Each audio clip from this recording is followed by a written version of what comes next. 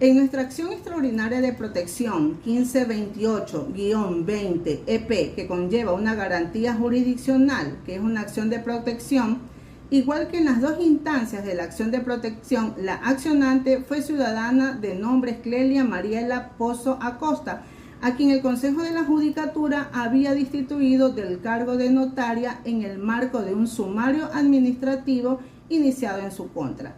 La parte accionada en la acción extraordinaria de protección fue la Sala de lo Penal, Penal Militar, Penal Policial y Tránsito de la Corte Provincial de Pichincha, por haber rechazado en sentencia el recurso de apelación que la accionante interpuso contra la sentencia de primera instancia.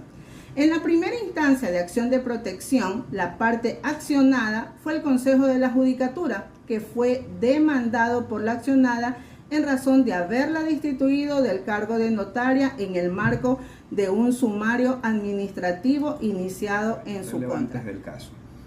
Tenemos que el día 31 de enero del año 2019, la ciudadana Clelia Mariela Pozo Acosta, es decir, la accionante, interpuso una acción de protección en contra del Consejo de la Judicatura y en contra de la Procuraduría General del Estado. Lo hizo alegando la violación de su derecho fundamental a la defensa en razón de no haber sido notificada la accionante con el informe con el que se recomendó su destitución del cargo de notaria. Esta destitución fue realizada dentro de un sumario administrativo iniciado en contra de ella, ¿no? La causa de la acción de protección se asignó con el número 17204-2019-00459. En este caso tenemos como hechos relevantes el hecho de que la accionante perdió la primera instancia y perdió la segunda instancia, luego de lo cual, con fecha 27 de julio del año 2020, la misma accionante interpuso esta vez una acción extraordinaria de protección. En la demanda de acción extraordinaria de protección, la accionante identificó como impugnada la sentencia de apelación. Esta causa fue asignada para su conocimiento y trámite por parte de la Corte Constitucional con el número 1528-20-E. La accionante, en su acción extraordinaria de protección, alega que la sentencia de apelación violó sus derechos fundamentales al debido proceso en la garantía de motivación y seguridad jurídica, en razón de que no analizó su alegación sobre la vulneración del derecho a la defensa con base en la sentencia 234-18-SEP-CC, emitida por la Corte Constitucional.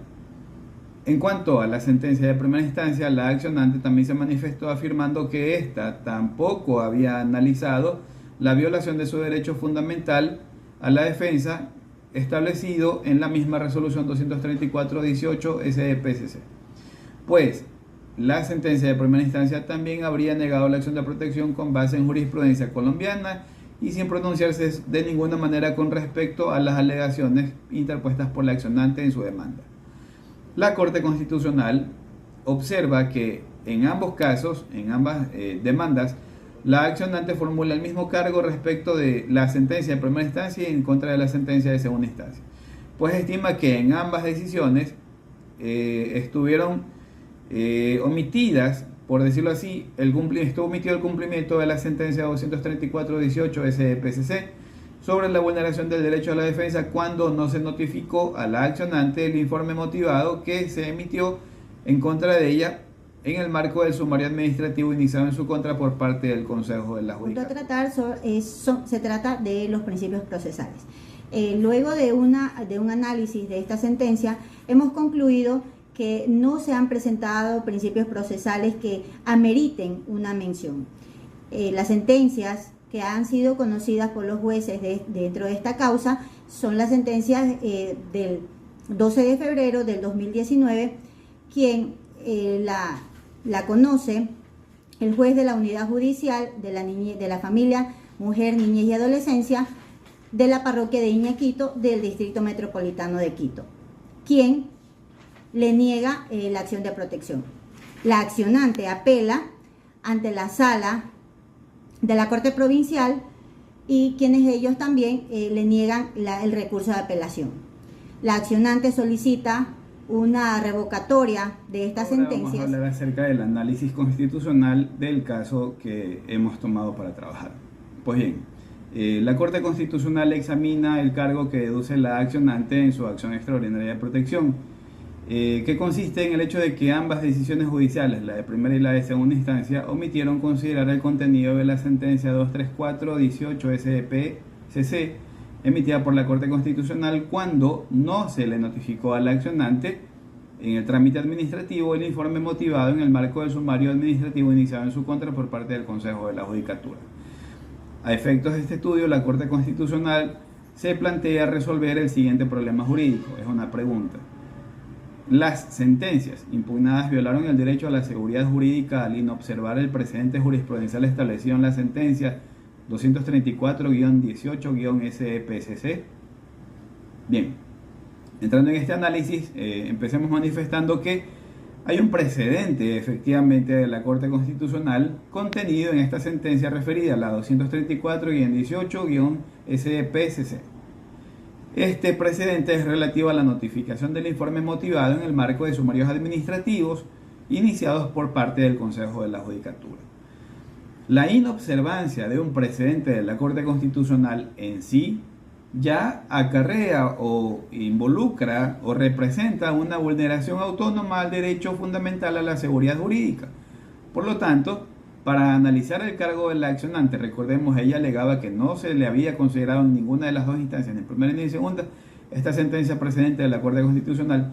Pues bien, para este análisis, la Corte se plantea verificar dos cosas. Primero, que la sentencia 234-18-SEP-CC contenga en sí misma efectivamente un precedente judicial en sentido estricto.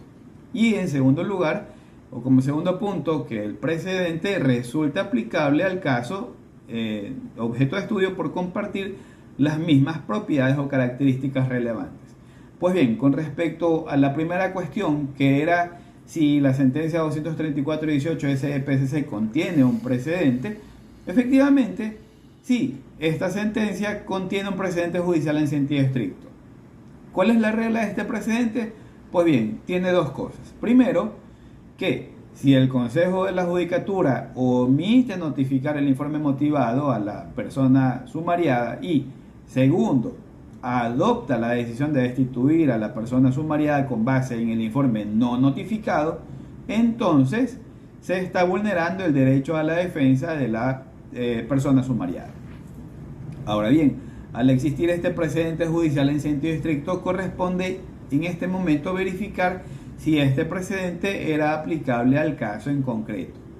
Entonces, con respecto a esta cuestión, la Corte analiza que si en este caso se cumplen los presupuestos fácticos de la sentencia 234-18-SEP-CC, entonces la Corte analiza que la accionante efectivamente alegó que ella fue destituida de su cargo como notaria una vez que el Pleno del Consejo de la Judicatura efectivamente acogió este informe emitido por la directora provincial del Consejo de la Judicatura, informe que recomendaba su destitución. Como hemos dicho, el cargo principal de la accionante fue que se violó su derecho a la defensa porque este informe que sirvió para destituirla nunca le fue notificado, por lo tanto ella no pudo defenderse del contenido de este informe. Ahora, al tratarse de la destitución de una servidora judicial con base en el informe de la Dirección Provincial del Consejo de la Judicatura que no le habría sido notificado, por estas consideraciones, este caso efectivamente comparte las mismas propiedades relevantes constantes en la sentencia precedente 234-18-SEP-CC. Por lo tanto, los jueces en primera y en segunda instancia que conocieron la acción de protección estaban obligados a considerar el contenido del precedente al momento de tomar sus decisiones y sentenciar. Por eso, la Corte declara que las sentencias de primera y de segunda instancia, en efecto, violaron el derecho a la seguridad jurídica de la accionante al inobservar el precedente jurisprudencial contenido en la sentencia 234-18-SEP-CC. Resolución por la Corte Constitucional.